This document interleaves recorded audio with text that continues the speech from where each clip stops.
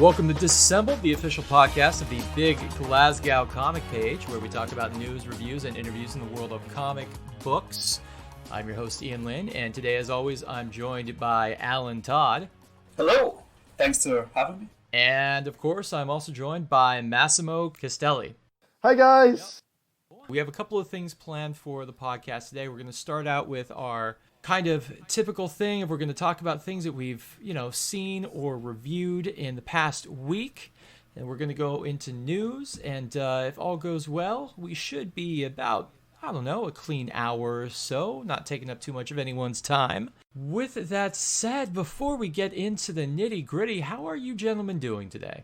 Not bad, sir. Yourself?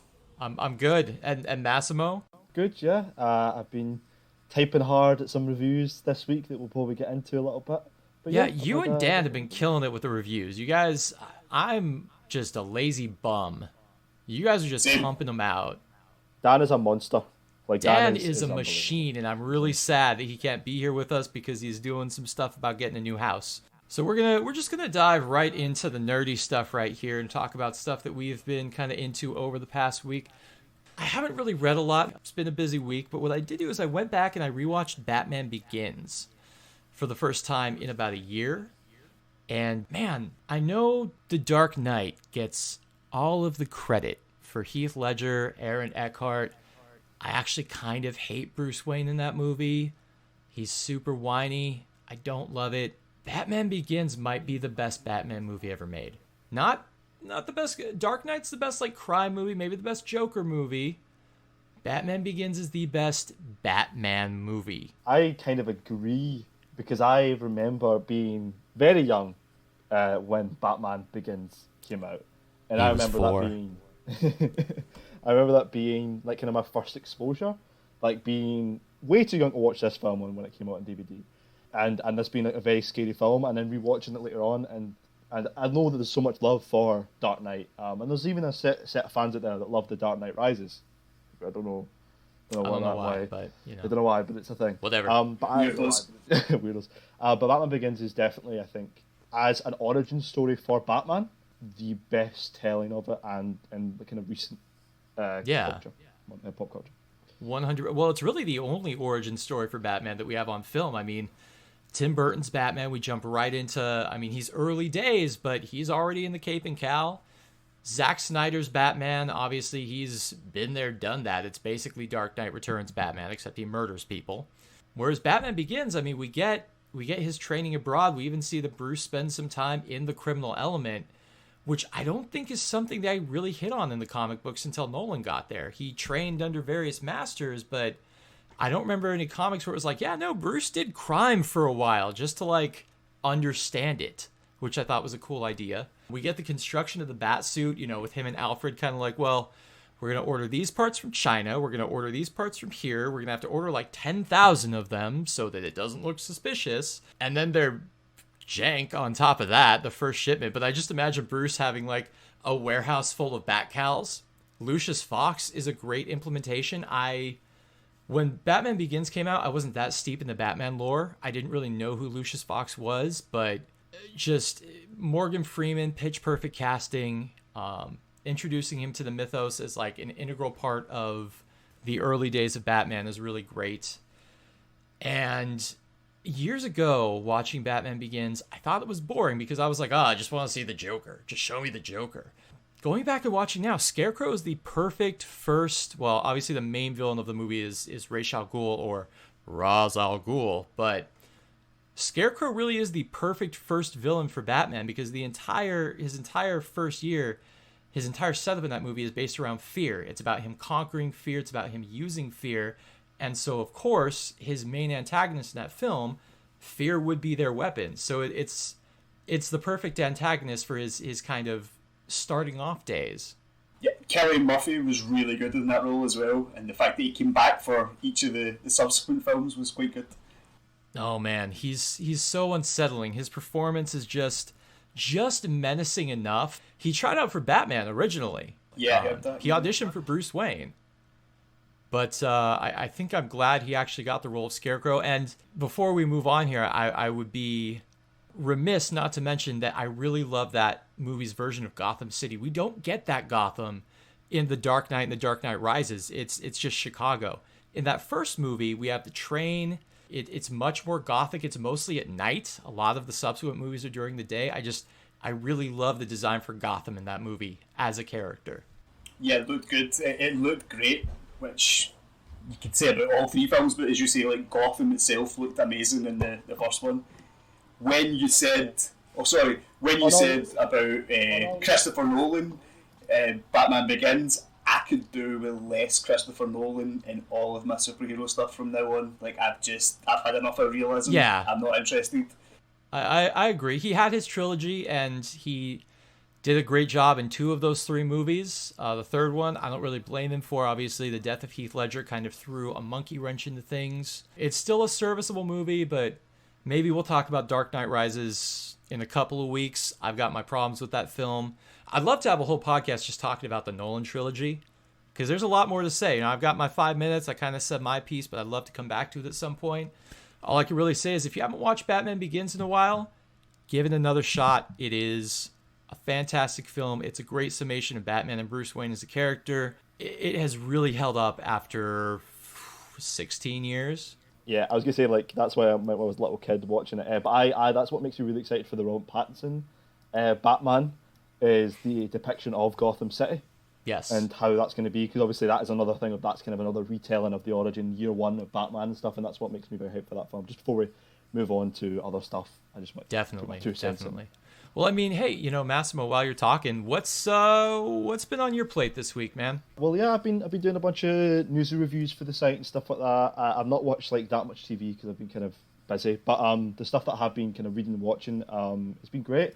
I have 2 reviews. I'll only talk about one in detail though. And the kind of one of my reviews that I did was for Milestone, the kind of return of Milestone Comics as an imprint within DC, which is phenomenal. It's fantastic. It's a really great reintroduction of these characters, not into the main DC universe, but into their own separate universe again.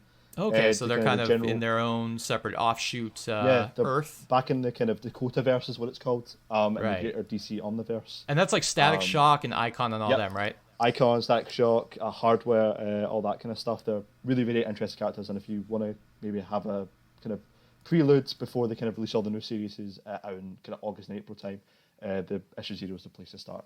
But the main thing I want to talk about is a book called Proctor Valley Road, which is the first original series from Grant Morrison in about 5 or so years. And he's co-wrote it with a guy called Alex Child, who is kind of new to the comic scene, but kind of has cut his teeth on writing various TV programs in the UK, like Holby City, if you know what that is, AmericIAN. It's a soap kind of thing, so like a soap opera kind of. And honestly, from this first, a more upmarket ER. Yeah. The soap opera, sorry, not soap opera. The issue from the start is phenomenal. And it's what you take if you take rural America in the mid 1970s and combine it with gothic horror. And sounds like Grant Morrison's bag. It has some iconic Grant Morrison storytelling. Is anyone on drugs at any point? I think there's some insinuation and stuff like that of various different types of drugs, because it is obviously the 70s. Yeah, it's not Grant Morrison unless someone is tripping. That's all I'm saying. Yeah. But it's a brand new issue, the kind of limited series coming from Boom Studios. And it's really good, and it basically follows 4 teens called, they're all female crew, called August, Riley, Cora, and Jenny, and they basically want to go to a concert. I'm not going to spoil the concert because it's a very 1970s thing. And they basically organise these spook tours on the Proctor Valley Road, which is the most haunted stretch of road in America. Of course. And stuff starts to go wrong very, very quickly from the first. As it does when you drive on haunted roads. I really don't recommend it. It is really phenomenal. I think it's Tamara Bonneville does the colouring, stuff like that. And I believe there's another phenomenal artist who I'm going to pull up. Her name is Naomi Franquiz, I believe her name, or Franquiz. I can't quite pronounce her name. She does really stylized 1970s art, and honestly, it's phenomenal. You can go read my review about it, or you can go read the book for yourself. Or do both. Do both, exactly. But it is great. It's phenomenal. I suggest you guys check it out. So that'll definitely be on your proverbial pull list going forward, you'd say.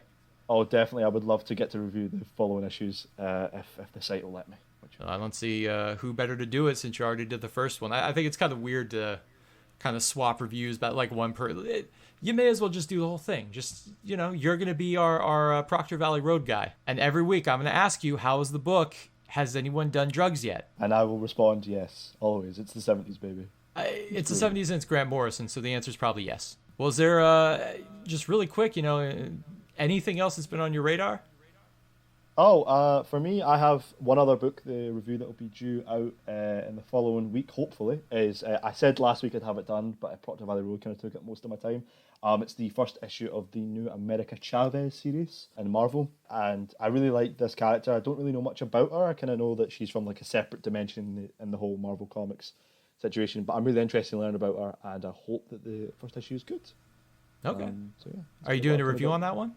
Yes, I am. I'm going to be reviewing that for the site at some point this week. Cool. Well, I look forward to reading that and finding out more because I know absolutely nothing about Miss Chavez. So I'm always open to new books. Mr. Allen, what have you got for me? Well, I'd just like to say I read the Milestone issue 0 as well and loved it. I'm really looking forward. I've been looking forward to them coming back for I think it's been a few years now. It's been kind of held up with some. Yeah. I was going to say, in terms of reading, that a lot of the characters haven't appeared since before the New 52, so it's been almost a decade now since a lot of those characters have appeared inside continuity. Maybe about 3 or 4 years ago, maybe slightly longer ago than that, I bought almost every issue of the original Milestone run on eBay. It was going reasonably cheap for, it's like 150, 200 comics all in. I've yet to read them. I've picked up, skimmed through them, really nice art, and I'm excited to kind of see them back in a kind of modern setting. So, well, it sounds like maybe now's as good a time as any to kind of flip through that back catalog, man. What I'm thinking. It's like a whole short box of comics, so there's a chunk of stuff to read there. But this week I have on top of everything else coming out. Yeah, that's the thing with this hobby or passion, whatever the hell you want to call it. Is it's like once they've got you, right. There's always something new coming out, and there's always all the old stuff that you need to go back and look at, and it's never ending. Right. But this week I've been catching up on a book that I've been buying since issue 1. Issue 6 is out, I'm sure, but I've never read it up until this morning. The Department of Truth. And if you like the X-Files, if you like mysteries, if you like conspiracy theories, if you like good comics, if you like good art, this is a must read. It's absolutely fantastic. James Tynion the fourth. He's the writer. That's credibility right there. Tynion's great. Yeah, I've not read much of his Batman stuff. I read the start of his Detective Comics because I liked the fact that it was like a team book with Batwoman and Robin and stuff like that. Yeah, his Rebirth Detective Comics run was fantastic. Yeah, no, anything that I've read of has been really good. So I feel bad I didn't keep up with it, but this one is fantastic. The art is phenomenal. It's Bill Sienkiewicz, it's David Mack, painted art, really beautiful, and it just, for this kind of murky world that you're in, it's just perfect. It's so good. It's Martin Simmonds is the guy's name. He's done a fair few things which I haven't read. Dying is Easy with Joe Hill, Stephen King's son. Yeah. The Immortal Hulk, he's done some issues of that with Al Ewing. Ooh. Which I've got a whole bunch of trades to read. The Immortal Hulk does have some really good art in it. It's I can't even remember who the main artist is, but he's amazing, and this guy is up there as well, so that's pretty good. But it starts off, the summary kind of had me hooked, and this is the reason I picked it up 6 months ago or whatever. Cole Turner has studied conspiracy theories all his life, but he isn't prepared for what happens when he discovers that all of them are true. From the JFK assassination to flat earth theory and reptilian shapeshifters, one organisation has been covering them up for generations. What is the deep, dark secret behind the Department of Truth? Best-selling writer James Tynion IV debuts his first Image ongoing series alongside breakout artist Martin Simmonds. And if you missed out, then pick up the first trade, because obviously the first Image trade is always slightly cheaper just to get you in the door. It is a phenomenal book. I don't want to say anything about what happens in it, because after page 4, which if you're not hooked in the book after page 3 or 4, whatever it is, the kind of opening, you don't like comics, you don't like mystery stories. It's just like, I turn to that page and you find out like a piece of information, it's just like, That's and it gets weirder from there.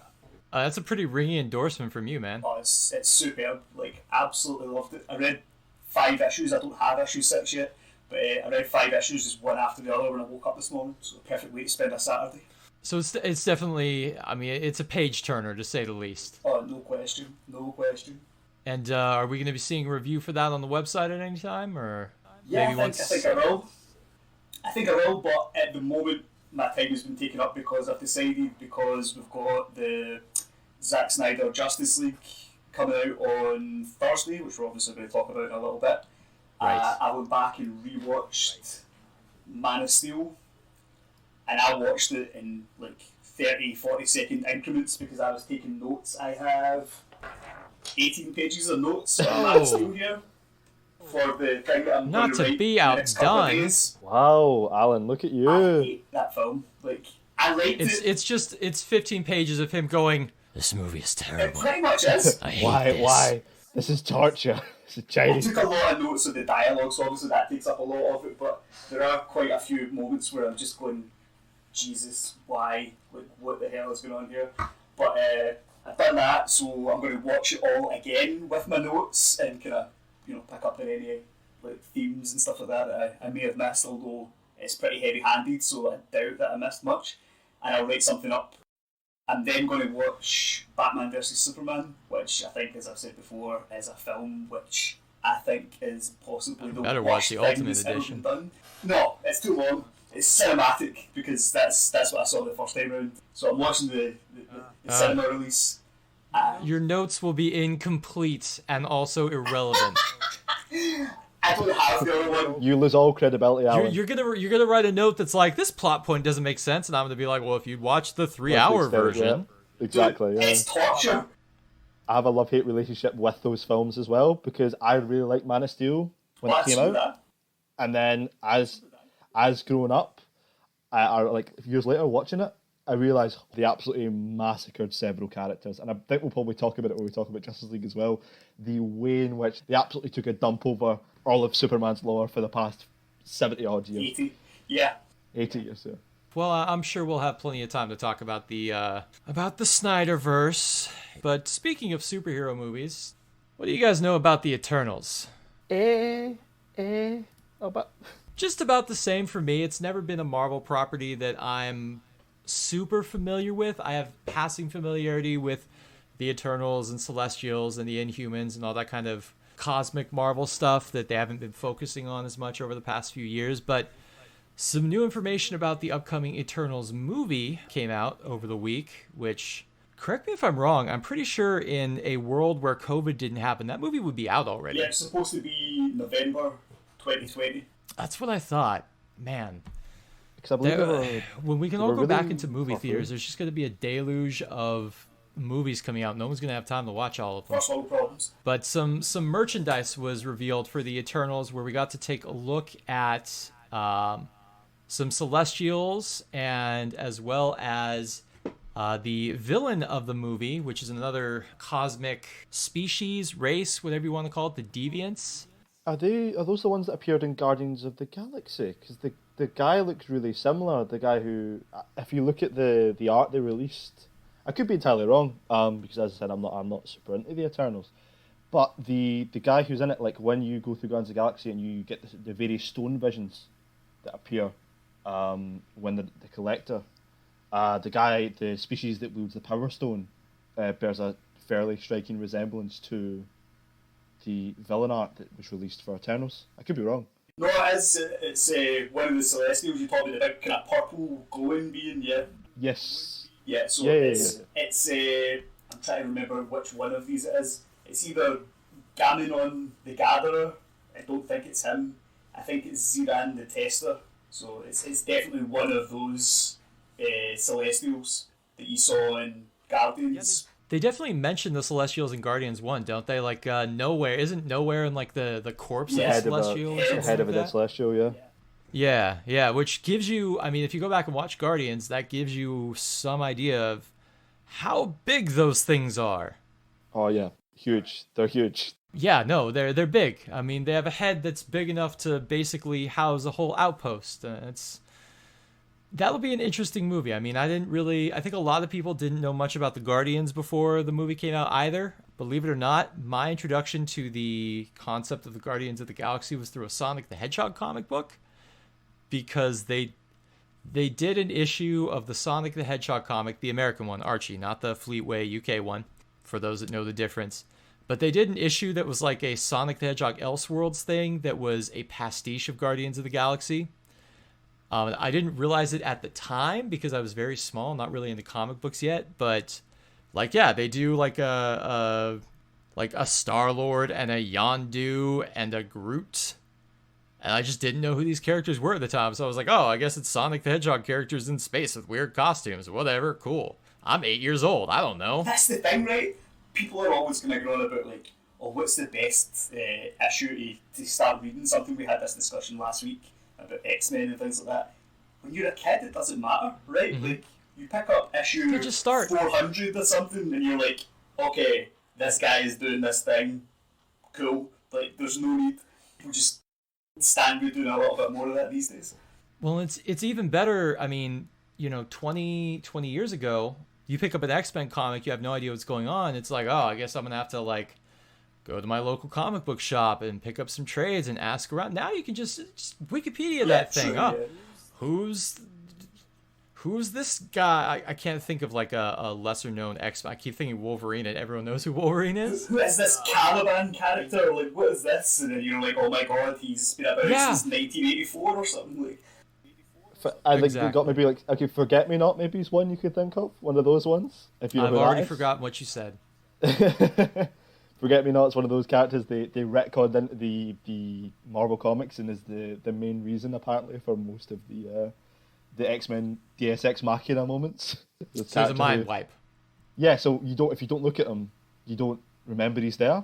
So he's on the team, but every time really you look dumb. at him, it was stupid. It's a stupid thing. It was more of a pastiche, but it kind of was official. Like, it was like Marvel canon at some point. One of those books that got released. I was going to say, on the subject of the X-Men and also kind of the Eternals, there have been rumours about the possible X-Men film that Marvel are going to be producing, and it's not going to go by the name X-Men. There's been some rumours. It's going to go by the name The Mutants, in a similar vein to the Eternals, because I believe it was Victoria Alonso, said in like 2019, one of the kind of executives from Marvel, of kind of production. She said that the term X-Men is outdated. I mean, for a lot of people to believe that going for the kind of neutral term of the mutants is probably the best way of doing it. I mean, they could just call it X-People. I think the mutants has got slightly a better ring to it though. Like, I'm so hesitant about Marvel rumors at this point and theories. WandaVision burned me, man. It burned me real bad, and it's not WandaVision's fault. We did this to ourselves. 100%. It burned all of us. Oh, yeah. I mean, it's a little bit what's his name's fault. I'm having the brain moment. The guy that plays Vision. Paul Bettany, yes. It's a little bit his fault. Yeah, that was top trolling. Well done, Bettany. It wasn't ideal for him to come out and say something like that, and it just couldn't pay off because he didn't. I mean, he's been in the franchises for what, like 13 years? 11 years now? 13. He was right back to Iron Man 1, so 2008. Yeah, it's the voice of Jarvis. Yeah, the guy should know that the Marvel fanbase will take anything anyone says and will hyper-analyze it down to the point where theories will spin off like crazy. Yes, we're absolutely rabid, insane people. Also, because, I mean, that's really all we've got as far as the mutants go. There's no real other information. We know they're going to bring the X-Men to the MCU at some point. We just don't know when. I thought I'd just mention it just because of, like, we're talking about the Eternals and kind of that kind of film, because Unfortunately, I don't know that much about it, so I feel like to talk about it would be a disservice to the source material. Right. Because it was Kirby, right? Jack Kirby Jack Kirby, came up yeah. with some of the ideas for some of the Eternals. Oh, yeah, I believe so. Jack Kirby. That's the dude as far as like early Marvel cosmic stuff goes. So like I don't like. There's obviously a long line of like you've got like 50 years of canon or 60 years of canon right there that I don't want to be ignorant about. So that kind of thing of. But I am still excited for it. It's not my favorite Marvel film on the slate. It's upcoming. If we want to discuss about that at some point, I'll tell you my favorite upcoming Marvel film. Or I could say it now. It's up to you guys if we want to move on to another discussion topic. Well, we're gonna stay on the topic of Marvel for a minute here, because the other thing that is technically news, but I feel like is kind of obvious, is the showrunners of Falcon and Winter Soldier have come out and said definitively that is going to be a one and done, one series. There is no season 2 planned. Just on account of, it's much like WandaVision. It was like there's no season 2. Well, duh. These are basically 8-hour-long Marvel films chopped up into pieces. There's no room for a season 2. It's got a very singular, condensed story. Yeah, I think anybody thinking that there's going to be season 1, season 2, season 3, and so on of any of these is kind of just a bit naive or whatever. Like, it definitely seems as if these were going to be bridges between, exactly. In the case of WandaVision, bridges between Endgame and Doctor Strange and, Captain America, Falcon and Winter Soldier. Yeah, which Endgame and whatever's next for those characters. Next for those characters. I'm actually really looking forward to that series. The trailer's released, right? The past few days. So I, is the it the first Gandalf in a one? while, laughed so hard at one of the clips they used. And it's the big three. It's wizards, robots, or aliens. One. It's wizards. It's so good. I love the idea. It's just such a different show. Definitely. Well, and Winter Soldier and Falcon, you got some of their chemistry in the Captain America movies and in Infinity War, and they play off each other really well. Those actors have really great chemistry, and I'm really looking forward to this show being kind of a buddy cop espionage sort of thing. Because, I mean, Winter Soldier and Civil War are two of my favorite Marvel movies. Winter Soldier probably higher up. I mean, things coming out of Marvel. Massimo, what is your most anticipated upcoming Marvel film? It's Shang-Chi, because I cannot wait for the Marvel to do a proper martial arts film, and I'm just so excited because they've got like the cast looks phenomenal. They've got such I've seen what they've leaked to the set photos have been fantastic. Like of course you've got like Multiverse of Madness and like the upcoming Thor film. Are you telling me you didn't care for Iron Fist? I was a big apologist for that show when it first came out. But on more rewatches, for those listening, Alan is giving it a big stinky thumbs down. Exactly. It just didn't do the source material justice, and I feel like Shang-Chi is going to be the Iron Fist film that we never got, with such like great because I've looked into loads of Shang-Chi stuff, and I'm probably going to start picking up some of the collections and stuff about that character because I'm just so excited for it. I keep forgetting that movie's coming, to be honest. It was one of the first backup strips that I read way back in the day. 20 years before you were born, Massimo. They had Shang-Chi as the backup strip to, it was either Secret Wars 2 or Spider-Man or something, I can't remember, but it was like, I liked the main strip, but I loved the Shang-Chi stories. They were just so good, like characters like Razor Fist, and it was like a spy thing and a kung fu movie, and it was just 8 or 9-year-old me lost his mind for that. And for years, they couldn't reprint it because of the rights for Fu Manchu, who was Shang-Chi's dad. But a few years back, they must have ironed it out. I don't know exactly how, but they've released it all in omnibus format. So you get I think 3 for Master of Kung Fu and 2 for Deadly Hands of Kung Fu. I bought them all. I've not read them yet, but I bought them as they came out, and they're just sitting there and they keep going, "Just read me, Alan. Read me." I need to get on it though. Read me. Once I've read the first one, I'll give you a shot. I'm as big a Bruce Lee mark as anyone, so I'm definitely looking forward to this movie, thinking about it now. When you said a minute ago, you kind of forget that one's coming out. I'm the same, But every A time, little bit. I feel like Marvel hasn't really marketed it much. It's probably because it's so far down the line. I feel like it's such a breath of fresh air, though. Yeah. But it's such a breath of fresh air for Marvel, and I feel like they need more films like that, like the same way as Doctor Strange was and Guardians of the Galaxy. Like, those two films opened up complete different doors for the MCU to take on different forms. And I feel like Shang-Chi, or I think it's the Shang-Chi and is it the Legend of the Ten Rings, or what the full title? I can't remember. It's We're going to get a real Mandarin. I feel like that'll be, if we get that, phenomenal. But if we get another amazing film, I think it's like Fing Fang Foom. Yeah. Is The the dragon. big dragon dude. Really? Yeah.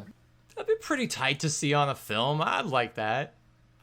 Yeah. I want to see a guy punch a dragon in the face. Why not? Yeah. I think it's gonna be great in my opinion. I know it's so far down the line, but out of the possible Marvel projects, it's a bit different than the rest of them, and it feels like it'll add like a rejuvenation to the MCU a little bit. Definitely. Not to scurry off the topic of Marvel here, but have you guys ever shared your Netflix password with someone? Yes. I've been the one who's had the password being shared with Yeah. them because I'm a cheapo student and I couldn't afford Netflix for a long time. Yep. That's the life of a broke student. I too have been the one to both share and have my password shared with.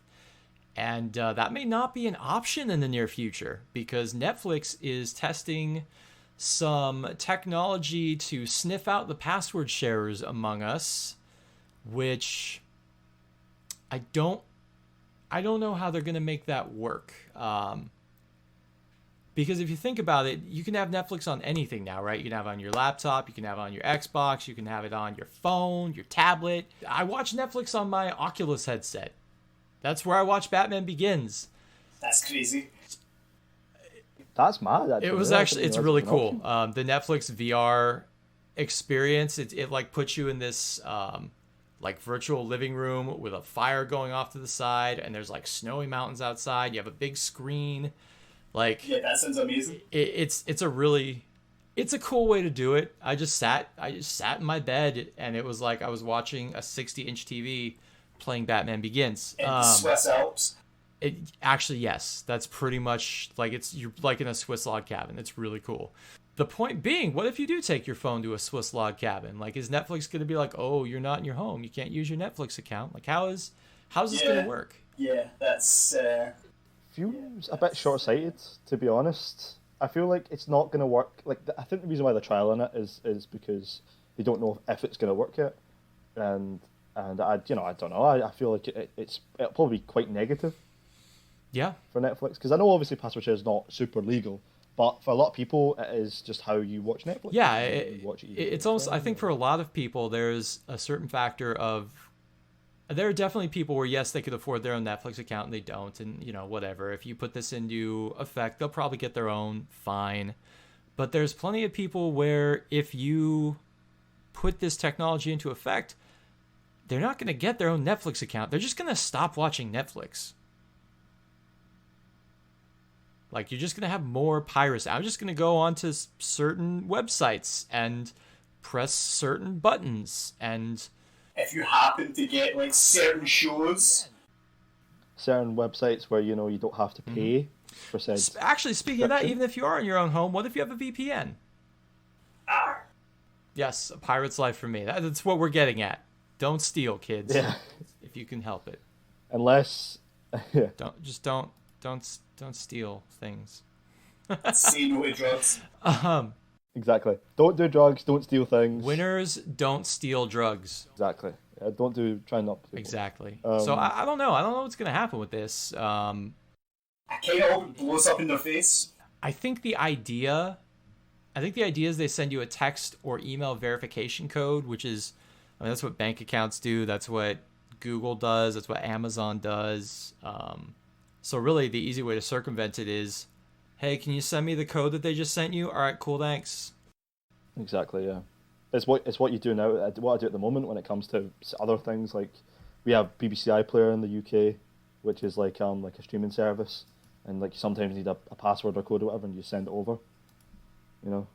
Yeah, exactly. Not a paid account, but similar thing of like having because you actually need a license to watch TV. It's the most gangster thing ever. If you have a TV, you have to pay a TV license. Like, if you don't pay the TV license, they're like, you need pay, and you're like, don't watch BBC. That's always struck me as insane from a foreigner perspective. It is crazy. But speaking of things that we're going to have to pay and not enjoy watching for some of us, the Justice League Snyder Cut has officially announced when it's going to be, where it's going to be debuted. Hold up for a second, Massimo. I cannot get enough of your segues, man. I can't.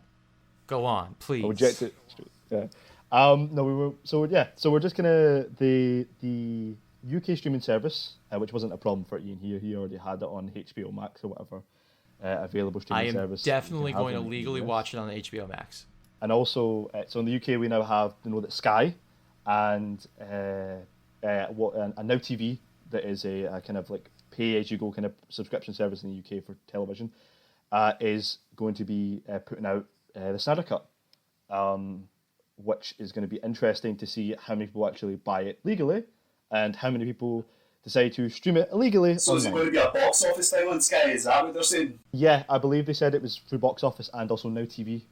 You can go on that and buy that. So it'll be a little bit pricey, I think, and which I think will maybe dissuade some people from buying it legally. It's possible. And it could lead to a mass amount of illegal streams of the film. Yeah, I saw it was going to be on Sky, and I thought, good, like, I'll be able to see it, but if they're asking me to pay for it, I don't know if I'm going to do that, I'll be honest with you. Of course I'm going to pay for it, sorry, yes, I'm going to pay for it, and then we can talk about it the next day. For those who are new to Disassembled, Alan does not have the highest opinion of Zack Snyder movies, which you will hear plenty about next week, because we'll be doing a little roundtable discussion of the Snyder Cut of Zack Snyder's Justice League. That's a mouthful. Like the film itself, it is a mouthful. Yeah, I mean, honestly, if it weren't a 4-hour movie, I'd love to do like a watch-along sort of thing where we all press play simultaneously and just comment on the movie with each other as it goes, and then people could play that over there. But like, you guys are great. I'm not going to sit on Discord for 4 hours. They've released the chapter list for it, yes, which means if you want to break it down, you can. 6 chapters, which I think is a very smart idea from them. And reminds me of when the Netflix film The Irishman came out. I know this is not basically comic book related, but kind of relates back to the whole Netflix thing and the current release. Is that people came up with ideas of how to watch the film in chapters. So stop at this hour mark with this thing, so that you can then watch it and then pick up like a quick streamlined story, which I feel like was very smart by HBO to include chapters, so that people don't have to sit through 4 hour one sitting, but can go, okay, it's the end of chapter 1, pause it there, go about my day, come back and watch chapter 2 or whatever it is. Yeah, and I believe if they have a limited theatrical release, which I think they talked about, of the Snyder Cut, there will be like a 10-minute intermission in the middle of the film. It's pretty much what they did with the Lord of the Rings movies. I mean, I looked it up, and I think this is clocking in almost at about the exact same length as the extended Return of the King, which, having watched that movie, I know exactly what I'm in for. When I've actually seen, I've seen it before when you take a break and they have an intermission, and the only time I've seen it is when they do back-to-back movie marathons. So in preparation for Avengers, Endgame or whatever it was, Endgame, they done both of those films back-to-back, and they had Infinity War, then Endgame, but then after Infinity War finished, you could have a 10-minute intermission and then go and watch the rest of Endgame. Well, most single movies aren't 4 hours and 2 minutes long before credits. Before credits, exactly. Yeah, before credits. We're in for it, boys. Strap in. I am excited, because I'm excited in the same sense of, when you go on a roller coaster for the first time, you don't know if you're going to throw up or if you're going to have the time of your life with adrenaline. That's how I feel about this film, because it could be phenomenal, and it could be all of this idea of Zack Snyder's original vision of this film is phenomenal, or it could be adding gasoline to the dumpster fire that was. Did you guys read / look at the whole? They had a whole spread for display that was Zack Snyder's plans for Justice League Parts 2 and 3 with some illustrations, which of course, as always, masterfully done by Jim Lee. Dude is a god. Did you guys kind of read what the plans were for that? Why don't you explain to the listeners so that they know what the plans were? Alan, my boy, you're gonna love this. So, Gosh, I don't even know where to start. So of course there's the nightmare visions in Batman v Superman, and that'll be in Justice League as well, of Darkseid taking over Earth and turning things all apocalyptic. So the idea, I believe, was they bring Superman back, but he's kind of weird, and then Darkseid shows up, and Lois Lane and Bruce Wayne have struck up something of a friendship in Superman's absence, investigating Lex Luthor and his developing Injustice League, or whatever you want to call it, Legion of Doom. Bruce, you son of a bitch. Yes, so Superman comes back and gets back together with Lois, but Lois has fallen pregnant. I wonder if it's Superman's kid. It's not. It's not Superman's kid. So they go through this whole thing. Darkseid kills Lois in the Batcave. That's what makes Superman go crazy insane. We have a whole injustice thing. Hence the vision from Batman v Superman, where Superman's just killing everyone. That's why we get that line in that movie, "She was my world and you took her from me." That's why, that's the explanation there. Sounds awful. And so they have... See, I'm not opposed. So they have to send Flashback using the cosmic treadmill to deliver a message to Bruce. Which is what we see in Batman vs Superman. Yes, but they can only do it once a year because they have to send Flashback to that exact point in time, and they have to make sure that he's not going to be like in a wall or space. So they got to do it. They only have one time a year that they can send him back through time, so he doesn't end up like dead. And basically, there's a whole bunch of other stuff. By the time you get to the end of the movie, Batman's dead. Bunch of other people are dead. Superman knows that it's Batman's kid, but like he's okay with it. He forgives Lois. And then you see like 20 years later, Cyborg has become like a digital god, and Superman is like off-world or something, and Lois Lane has a son, and she brings the son to the dilapidated Batcave, and now Lois Lane's son is the new Batman. Yeah, I hope that doesn't happen. All right. I don't know, man. I'll tell you what. Those Jim Lee drawings looked real cool. It sounds like a cool Elseworld story. Exactly. Like, that could happen. Real cool Elseworlds, like alternate Injustice. Yeah, that's what I was saying. I'm all down for an Injustice, because I love the games, and I read most of the comics. I read up to, I think, like year 3 or whatever it was, or year 4. Yeah, the first couple years. Did Tom Taylor write all of those? Or I think he fell. I don't think he wrote like year 4. Or I think after Tom Taylor kind of dropped off a little bit. I think year 2. If he didn't do all year of them. 3 was year 3 when they did like Constantine and magic and stuff, and then year 4 they did like the Greek gods. And point is, when Tom Taylor stopped writing it, I stopped liking it as much because everything Tom Taylor writes is gold. I will say that the thing of Injustice and being Elseworlds is I'm all for the whole new initiative they're trying to do with DC, where they are gonna basically kind of reboot everything, or not reboot everything, but like have different stories and like just kind of have open stuff like continuity. The Joker be its own thing. Yeah, it's nice, it's good, and it works even better because in Infinite Frontier, which is the new DC book, and even in Milestone Returns, they're establishing in those books how the idea of like an omniverse would exist, and how there's so much greater than just being loads of different Earths, but also Earths where there isn't these characters, but they still exist within the same kind of boundaries of each other. Right. Yeah, no, they're doing kind of... I'm interested to see what they do with that, with like more of an open continuity, and moreover how long that'll last, because DC loves to have big initiatives and then kind of peter out after a year or two. So we'll see how long until we get the next Crisis. If you believe Jeff Johns, it'll be in about 4 years, but he's no longer with the company, so... Is he gone? I mean, he hasn't worked directly for DC in years. That's why Rebirth dropped off. He still writes stuff. He still does like some consulting and producing stuff, but he hasn't been the rudder for DC Comics since like 2017. I was not aware of that. I mean, I think they tried to ease him out slowly, was the thing. So I mean, it's not being aware of it. I think most fans would consider him like he's not a tangential link to the company. But yeah, as Ian said, they've just kind of phased him out a lot of major projects, I believe. Yeah, I mean, that's kind of what I'm still waiting for Batman Earth 1 Volume 3 to come out, so... They released the new Wonder Woman? Yeah, they did. Volume you know what's funny? Yeah. All 3 of those books have come out since Batman Earth 1 Volume 2. You're not happy, Chappie? That's because Grant Morrison is a machine. Anything else you guys can think of? It's a particularly big deal as far as comic-related news this past week.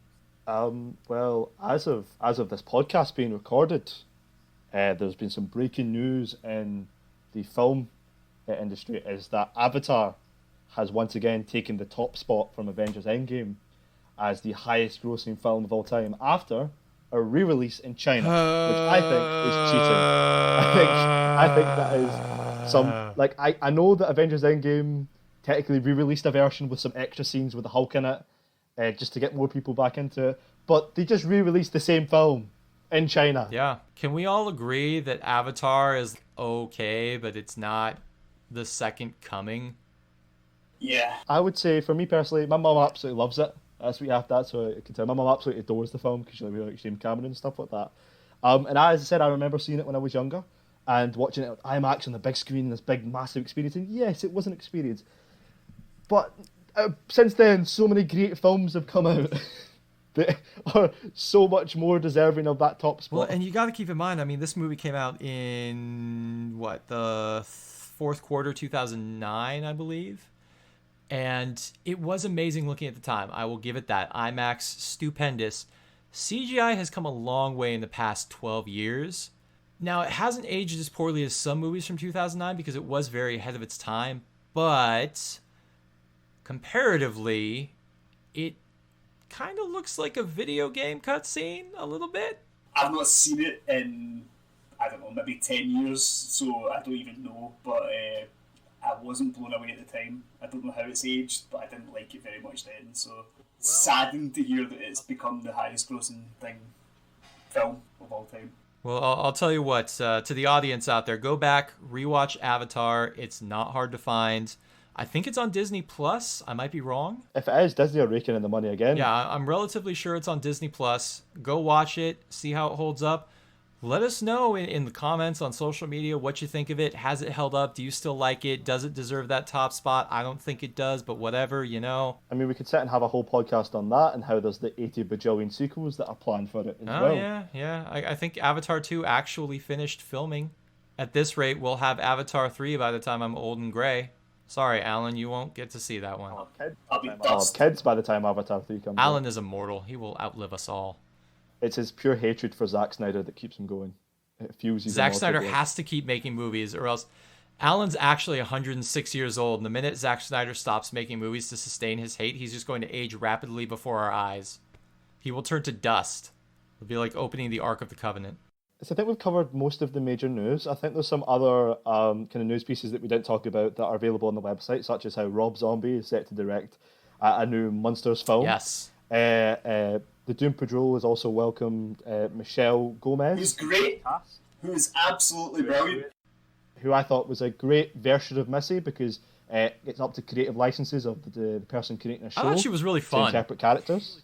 Yeah, I thought it was great. And then we've also got Catherine Hahn, who's spoken out recently about coming back into the MCU, which you can also find available on I the really website. hope she does. She was such a blast in that show. Exactly. There's my review of Milestone that is also up there as well, which you can give a wee cheeky read. I've done it in a similar format to the Infinite Frontier stuff, where I broke it down by story. Also, Paul Bettany has also spoken about what the future is for Vision. He wants to play Vision possibly. forever, and I'm down. He wants to play for... Exactly, I'm so down. Honestly, when he's like 80, we'll be so far ahead at that point, just CGI Vision up and let him voice it. Whatever. Exactly. And also, for those who are out, into stuff that's outside of the main canon of DC and Marvel, we have Jupiter's Legacy, Requiem, is being announced by Image Comics, which will be obviously kind of Mark Miller's kind of continuation, or I believe prequel, I don't quite know, that to the Jupiter's Legacy. So I don't really know much about it, but I've heard it's very good, and I think I might be reviewing it for the site at some point. I know the art is Frank Quietly, and that interests me. Which is, of course, that's the same with me. That's the art. The art of that story interests me. Mark Miller, we can obviously have a whole podcast or a whole section dedicated to talking about him as well. I don't know that man actually likes superheroes, but whatever. Yeah, I think you're right. Yeah, I mean that pretty much covers the news for the week, and I promise at some point I will have a review for Superman Year 1 going up on the site. It's been a busy week, But I got things to say about that book, so I got to type that up and get that out there. That will be out there by the end of the week, I promise. As I said, we're going to have a roundtable discussion on the Zack Snyder cut of Justice League next weekend. We'll probably cover a little bit of Man of Steel and Batman v Superman, and probably the original cut of Justice League as well in that conversation. Alan, have you got anything coming up on the website? I'll be writing about Man of Steel and Batman vs Superman over the next week or so, people have got that to look forward to. Man, do I. Well, we're going to bring this gathering to a close. We'll be back next week with that Zack Snyder roundtable where Alan will tell us in great detail how much he hates all Zack Snyder movies, and I'll sit there and both nod and shake my head at the appropriate times. Don't forget, you can find us on BigGlasgowComicPage.com, where we have all these reviews and news. We're also on Twitter and Instagram and Facebook as BGCP Comic Con. We're also there on YouTube under the same name, where you can find clips from the show. And as far as the Zack Snyder movies and Justice League goes, make sure you shoot us a line over on Twitter or Instagram or social media of your choice. Are you excited for the film? How do you feel about Zack Snyder's filmography? And yeah, I look forward to hearing what people have to say. I'm the same, yeah. I can't wait to hear Alan rant about it. Ian sit there with his Henny's hands, and me sit as the partial kind of middle ground between both, because I have good things and bad things. Perfect. Well, I look forward to it, and I will see you gentlemen next week. And in the meantime, everyone have a wonderful rest of their day and a great upcoming week. Always a pleasure, chaps. Bye, guys.